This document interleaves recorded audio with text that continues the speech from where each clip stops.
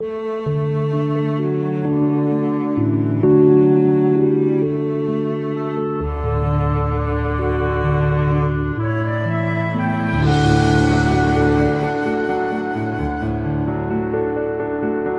tierna voz del Salvador nos habla conmovida. Oíd al médico de amor que da a los muertos vida.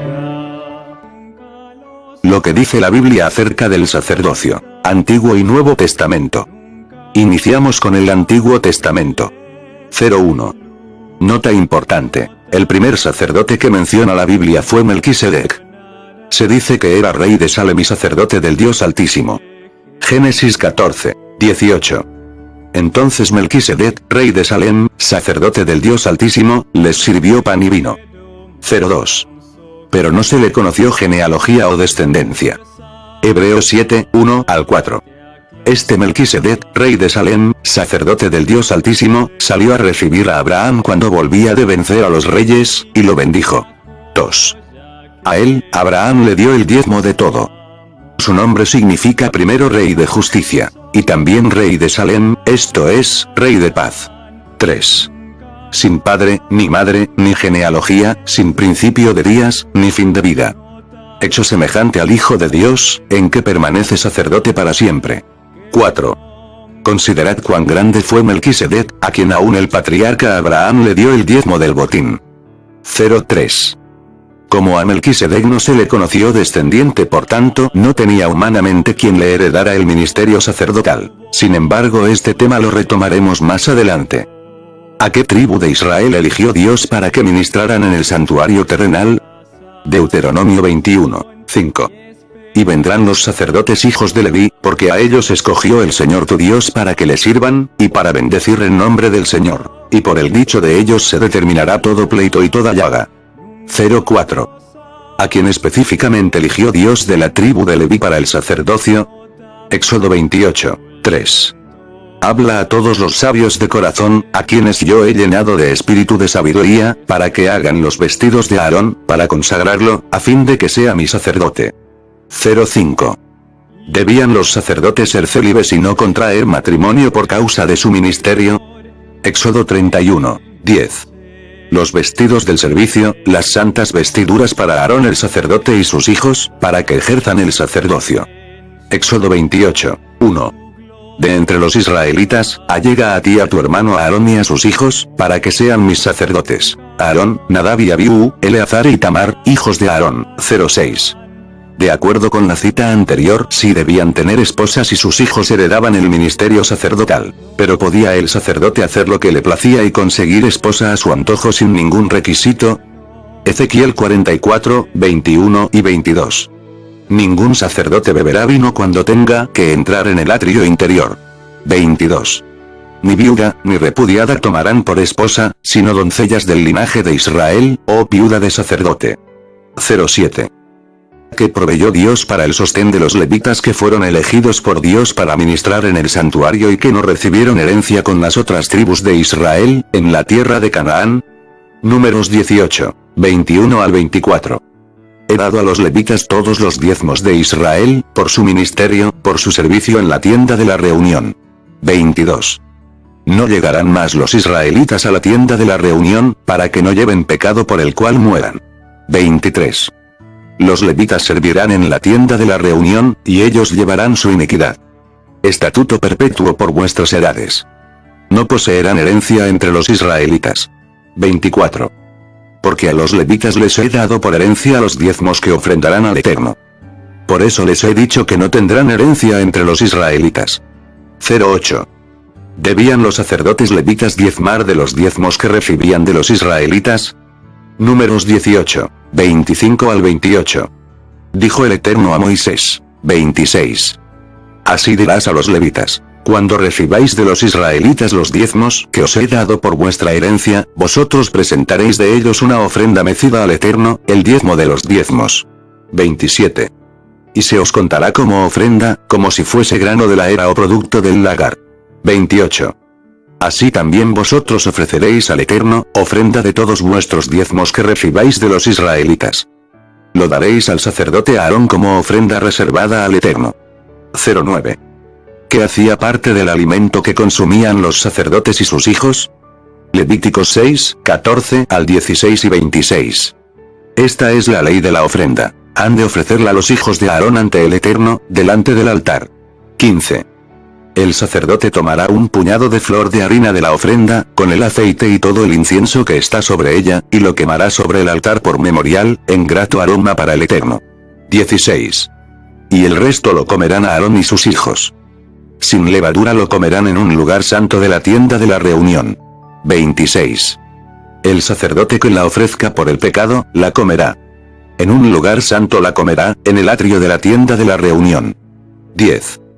Entre tantas funciones de los sacerdotes que debían hacer en favor del que cometía algún pecado por error. Números 15, 27 al 29. Si una persona peca por error, ofrecerá una cabra de un año por expiación. 28. El sacerdote hará expiación por la persona que haya pecado por error. La reconciliará y quedará perdonada. 29. Para el natural de Israel y el peregrino que habita entre vosotros, una misma ley tendréis para el que cometa una falta por error. 11. ¿Y qué debía hacer el sumo sacerdote un día cada año? Éxodo 30, 10.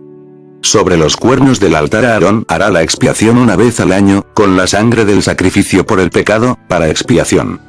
Una vez al año hará expiación sobre él por vuestras generaciones. 15. El sacerdocio en el Nuevo Testamento. 12. ¿Por qué los sacerdotes en el Antiguo Testamento tenían que derramar tanta sangre de animales inocentes? Hebreos 9, 22. Porque según la ley, casi todo se purifica con sangre, y sin efusión de sangre no hay perdón. 13. ¿Era eficaz delante de Dios el ministerio de estos sacerdotes levitas? Hebreos 10, 1 al 4. Porque la ley es solo una sombra de los bienes venideros, no las realidades mismas. Por eso, nunca puede, por los mismos sacrificios que se ofrecen de continuo cada año, dar la perfección a los que se allegan. 2. De otra manera cesarían de ofrecerse. Porque los que tributan ese culto, purificados de una vez, no tendrían más conciencia de pecado. 3. Al contrario, con ellos se renueva cada año el recuerdo de los pecados. 4. Porque la sangre de los toros y los machos cabríos no puede quitar los pecados. 14. Después de que Jesús murió era necesario ofrecer más sacrificios de animales. Hebreos 10, 5 al 7. Por eso, cuando Cristo vino al mundo, dijo: sacrificio y ofrenda no quisiste, pero me preparaste un cuerpo. 6. Holocaustos y expiaciones por el pecado no te agradaron. 7. Entonces dije: aquí estoy. En el rollo del libro está escrito de mí. Vengo para hacer tu voluntad, oh Dios. 15.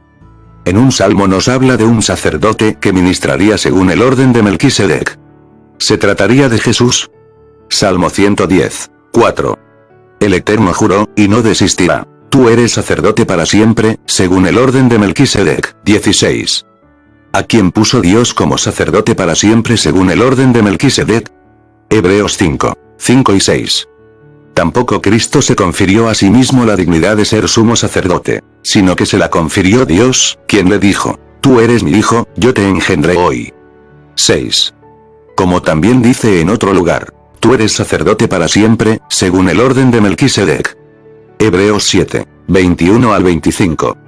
Los otros sin juramento fueron hechos sacerdotes, pero este, con el juramento del que le dijo: juró el Señor, y no desistirá. Tú eres sacerdote para siempre, según el orden de Melquisedec. 22. Por eso, Jesús fue hecho fiador de un pacto mejor. 23. Los otros sacerdotes llegaron a ser muchos, porque la muerte les impedía continuar. 24. Pero como Jesús permanece para siempre, tiene un sacerdocio inmutable. 25. Por eso puede también salvar eternamente a los que por medio de él se acercan a Dios, ya que está siempre vivo para interceder por ellos. 17. Si por ineficaces los sacrificios del sacerdocio levítico no le agradaron a Dios, entonces, ¿cómo serán perdonados los pecados de la humanidad? Hebreos 8, 3 y 4. Todo sumo sacerdote es puesto para ofrecer presentes y sacrificios. De ahí que era necesario que Jesús tuviese algo que ofrecer. 4. Si estuviera sobre la tierra, ni siquiera sería sacerdote, habiendo aún sacerdotes que ofrecen los presentes según la ley. 18. ¿Qué ofreció Jesús a cambio de sacrificios de animales? Hebreos 9, 12 al 14. Y Cristo entró en ese santuario una vez para siempre, no con sangre de machos cabríos ni becerros, sino con su propia sangre, y consiguió la eterna redención. 13. Porque si la sangre de los toros, los machos cabríos y la ceniza de la becerra rociada a los impuros, santifican para purificar la carne. 14. Mucho más la sangre de Cristo, quien por el Espíritu Eterno se ofreció a sí mismo sin mancha a Dios, purificará vuestra conciencia de las obras que llevan a la muerte, para que sirváis al Dios vivo. 19. ¿Dónde está Jesús ejerciendo el ministerio sacerdotal? Hebreos 8, 1 y 2. Lo principal de lo que venimos diciendo es que tenemos un sumo sacerdote que se sentó a la diestra del trono de la majestad en el cielo. 2. Y es ministro del santuario, de aquel verdadero santuario que el Señor levantó, y no el hombre. Hebreos 8, 5. Estos sacerdotes sirven en un santuario que es copia y sombra de lo que hay en el cielo. Por eso Dios dijo a Moisés cuando iba a levantar el santuario: haz todas las cosas conforme al modelo que te fue mostrado en el monte. 20. Si Jesús es sumo sacerdote en lugar del sacerdocio levítico, entonces, ¿qué sucedió con el sacerdocio terrenal después de la muerte de Jesús? Hebreos 7, 11 y 12. Si la perfección se hubiera podido alcanzar por el sacerdocio levítico porque en base a él el pueblo recibió la ley, ¿qué necesidad había aún de que se levantara otro sacerdote según el orden de Melquisedec, y no de Aarón? 12. Pues, al cambiar el sacerdocio, es necesario cambiar la ley del sacerdocio. Hebreos 7, 17 y 18. Pues se afirma de él: tú eres sacerdote para siempre, según el orden de Melquisedec. Así, la ordenación anterior queda abrogada por su ineficacia e inutilidad. Hebreos 10, 9. Entonces agregó: aquí estoy, oh Dios, para cumplir tu voluntad. Él quita lo primero, para establecer lo segundo. 21. Qué importante es saber que al cambiar el sacerdocio terrenal por el de Cristo en el santuario celestial, también fue necesario cambiar la ley del sacerdocio, o sea que ya no tenía que ser de la tribu de Leví porque Jesús pertenecía a la tribu de Judá. Si la ordenación anterior del sacerdocio levítico quedó abrogada, entonces, ¿a quién dejó Jesús en la tierra para ministrar su iglesia? Efesios 4, 8 al 11. Sin embargo, a cada uno de nosotros le ha sido dada la gracia conforme a la medida del don de Cristo. 8. Por eso dice: cuando subió a lo alto, llevó cautivos consigo, y dio dones a los hombres. 9. Y eso que subió, ¿qué es, sino que también había descendido primero a las regiones inferiores de la tierra? 10. El que descendió es el mismo que también subió sobre todos los cielos para llenar todo el universo. 11. Él mismo dio a unos el ser apóstoles, a otros, profetas, a otros, evangelistas, y a otros, pastores y maestros. 22. ¿Para qué sería necesario tantos ministerios dentro de la iglesia? Apóstoles significa enviado, profetas, evangelistas, pastores y maestros. Efesios 4, 12 al 16. A fin de perfeccionar a los santos para desempeñar su ministerio, para la edificación del cuerpo de Cristo. 13. Hasta que todos lleguemos a la unidad de la fe y del conocimiento del Hijo de Dios, a un estado perfecto, a la madurez de la plenitud de Cristo. 14. Para que ya no seamos niños fluctuantes, llevados por cualquier viento de doctrina, por estratagema de hombres, que para engañar emplean con astucia los artificios del error. 15. Sino que, siguiendo la verdad en amor, crezcamos en todo en aquel que es la cabeza, esto es, en Cristo. 16. De quien todo el cuerpo, bien ajustado y unido por todos los ligamentos que lo mantienen, según la acción propia de cada miembro, crece para edificarse en amor. 23. ¿Pueden los pastores que ministran la iglesia de Dios ser casados como eran los sacerdotes levíticos en el Antiguo Testamento? 1 Timoteo 3, 1 al 3. La palabra es fiel. Si alguno desea obispado, oficio de pastor o anciano en la iglesia, ministerio difícil desea. 2. Conviene, pues, que el obispo sea irreprensible, marido de una sola mujer, vigilante, templado, de afectos mundanos mortificados, hospedador, apto para enseñar. 3. No dado al vino, no heridor, no codicioso de ganancias deshonestas, sino moderado, no litigioso, ajeno de avaricia. 4. Que gobierne bien su casa, que tenga sus hijos en sujeción con toda integridad. 5. Porque el que no sabe gobernar su casa, ¿cómo cuidará de la iglesia de Dios? 24. ¿Y qué recompensa tendrán los fieles pastores que apacientan con diligencia la grey de Cristo? 1 Pedro 5, 4. Y cuando aparezca el príncipe de los pastores, recibiréis la corona inmarcesible de gloria. Que Dios les bendiga es el deseo de su amiga y hermana en Cristo, Margarita Rivas. Cordero manso, gloria a ti, por Salvador te aclamo. Tu dulce nombre es para mí la joya que más amo.